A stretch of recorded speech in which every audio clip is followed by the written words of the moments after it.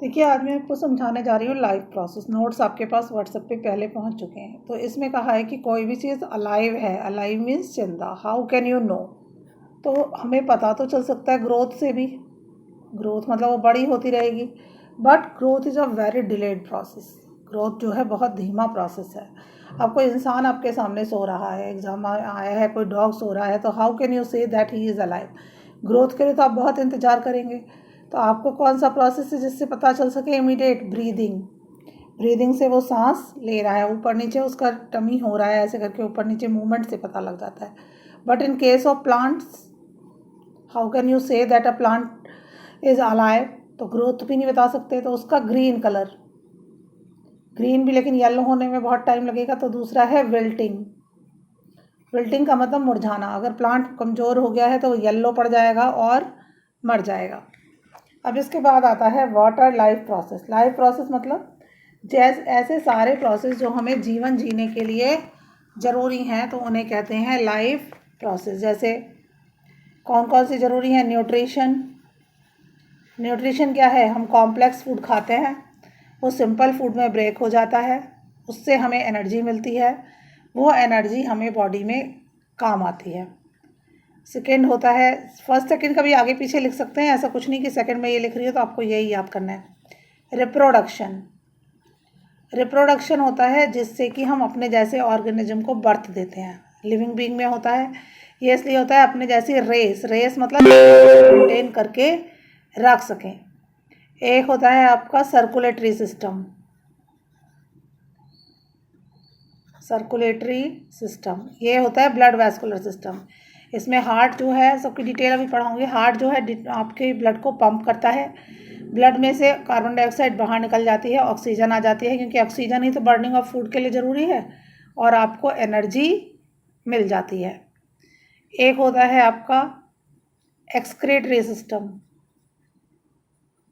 जो भी आप खाते हैं, जब उसका न्यूट्रिशन में वो एब्जॉर्ब हो गया, एनर्जी बन गई, उसके बाद जो वेस्ट है, वेस्ट जो बाहर निकाल रहा है, वो है एक्सक्रीटरी सिस्टम। तो एक्सक्रीटरी में आपका क्या है? कुछ तो गैसियस वेस्ट निकलता है बॉडी में से, जो गैस पास होती है, और कुछ सॉलिड वेस्ट निकलता है। तो अब इसके बारे में, लेकिन ये सब कुछ किस में है? मल्टी सेलुलर ऑर्गेनिज्म में। अब जैसे अमीबा है, तो अमीबा तो कुछ इस टाइप का होता है, उसमें ये स्यूडोपोडिया कहलाता है। जो भी फीट होता है, कोई भी शेप हो सकती है, अमीबा की shape not fixed, it is nucleus. अब इसमें कोई फूड पार्टिकल आया तो ये क्या करता है? इसका स्यूडोपोडिया ऐसे चारों तरफ से घेर के, ये पीछे अमीबा है, इसमें ऐसे कप जैसा बना लेता है। आफ्टर दैट फूड पार्टिकल जो है इस तरह बॉडी में एंगल्फ हो जाता है और सारे उसके पार्टिकल्स एब्जॉर्ब हो जाते हैं। फिर ये सेल मेम्ब्रेन होती है, यहाँ पे सेल मेम्ब्रेन फट जाएगी और पूरा फूड एक्सक्रीटरी वेस्ट बाहर निकल जाएगा। तो अमीबा कैसा है? Unicellular organism. इसमें केवल एक ही सेल है जिससे कि सारे फंक्शन हो रहे हैं। बट इन आवर केस, इसमें तो रेस्पिरेशन भी इसी से हो रहा है, डिफ्यूजन प्रोसेस से एक्सक्रीशन भी इसी से हो रहा है, ग्रोथ भी, रिप्रोडक्शन भी, जो भी कुछ है सब एक ही सेल से हो रहा है। लेकिन हमारी बॉडी तो मल्टी सेलुलर है, बहुत सारे हैं, जैसे साइज बढ़ती जा रही है। तो अब इसके क्वेश्चन आंसर हैं, मैं आपको बताती हूँ। ये है पहला, why a diffusion insufficient to meet the oxygen requirements of multi cellular organism like humans. ये इंपॉर्टेंट है। ये कह रहे हैं कि जैसे अभी मैंने आपको यूनिसेलुलर अमीबा दिखाया, उसमें डिफ्यूजन जो है सफिशिएंट है, डिफ्यूजन से ही सब कुछ हो जाता है, एक्सचेंज ऑफ गैसेज वैसे, लेकिन ह्यूमन कोई भी मल्टी सेलुलर ऑर्गेनिज्म में क्यों नहीं हो पाता? तो इसका आंसर है because all of the body cells are not in the direct contact of air। पूरी की पूरी बॉडी सेल जो है एयर के कांटेक्ट में नहीं है। What criteria do we use to decide whether something is alive? ये मैं ऊपर बता चुकी हूँ। तो ब्रीदिंग, प्लांट्स में विल्टिंग, ऐसे लिख देंगे, breathing in animals, wilting in plants, growth. Colour भी हो सकता है green colour. What are outside raw material use by an organism? Organism बाहर से कौन से रॉ मटेरियल यूज करता है? तो इसका आंसर है sunlight and oxygen, water. Raw का मतलब कच्चे सामान जिसको हमें पकाना नहीं पड़ता। What processes would you consider essential for maintaining life, कौन कौन से प्रोसेसेस ज़रूरी हैं लाइफ को मेंटेन करने के लिए? तो इसका आंसर ये है, सारे लिखे हैं ना, nutrition, reproduction, circulatory system, excretory system. हाँ, एक इंपॉर्टेंट सिस्टम में भूल गई थी, नर्वस सिस्टम।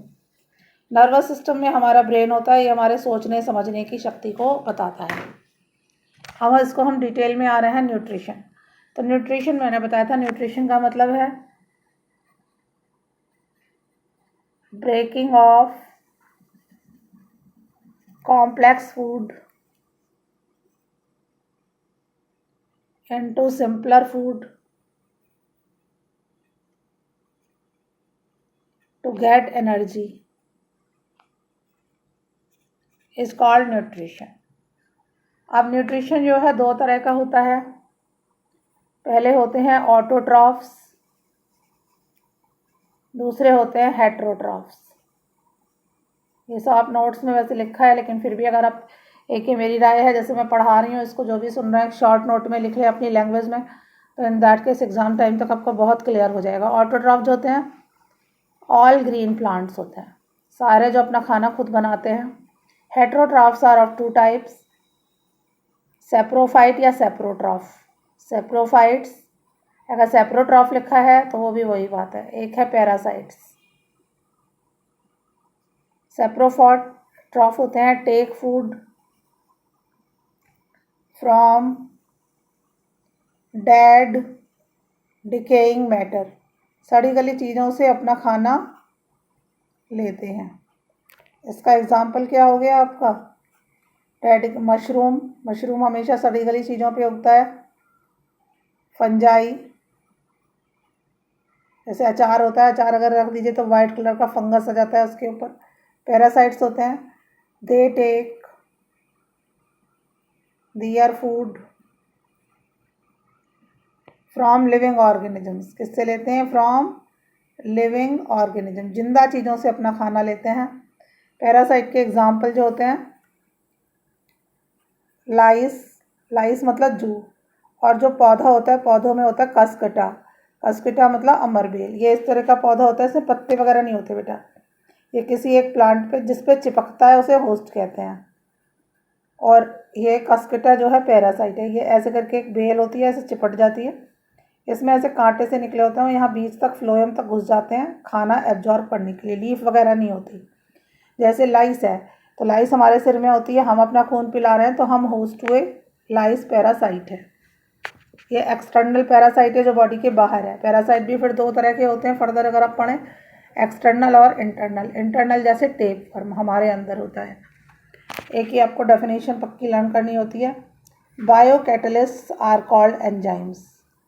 बायो कैटलिस्ट को क्या कहते हैं? एंजाइम। कैटलिस्ट क्या होता है? कैटलिस्ट ये होता है, जैसे कोई भी आप एग्जांपल देखिए कि आप पढ़ रहे हैं, आपके फादर वहाँ बैठे हैं, तो आप क्या करेंगे? बीच में मोबाइल में और प्रोग्राम नहीं चलाएंगे, कुछ नहीं कराएंगे, केवल फादर की प्रेजेंस में ही आपका मन लगा रहेगा।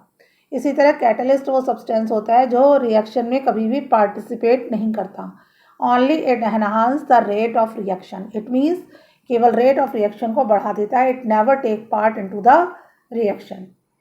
अब आया ऑटोट्रॉफिक न्यूट्रिशन, ये नेक्स्ट वीडियो में बताती हूँ अभी आपको।